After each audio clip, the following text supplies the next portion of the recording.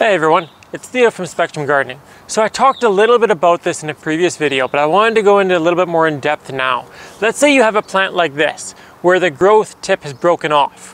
What do you do with it? Well, if it's an indeterminate plant, you can plant it. What you'd be doing is taking this sucker right here, or the bigger one, and using it as a lead.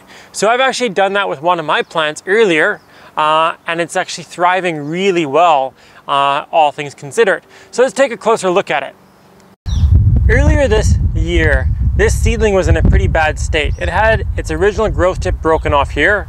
It had a branch broken off here. It only had this sucker here, this sucker, and this branch over here growing. But you know what? I chose to plant it anyways because I was planning to either just keep this sucker or this sucker and turn it into my main stem. And you can look that it's done pretty well, all things considered. However, it's to the point now that I can see that this one here is going to be a much better choice to keep for my lead stem. And I will be removing this one. The reason I'll be doing this one, removing this one right away, is because I want to try and keep the plant as manageable for as long as possible. I've taken off this sucker over here, and you can see how much cleaner this plant looks now. And I'll also normally take off this branch here because it's touching the soil.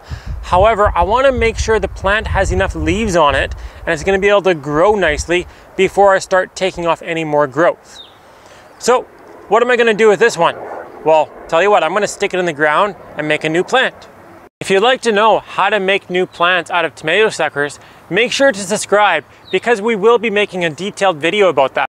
Keep in mind that that method I just showed you about turning suckers into new leads and removing them should only be used with indeterminate tomato plants. Thanks for watching, and if you did find this video helpful or interesting, give us a thumbs up. We really appreciate it, and don't forget to subscribe so you don't miss any of our new content.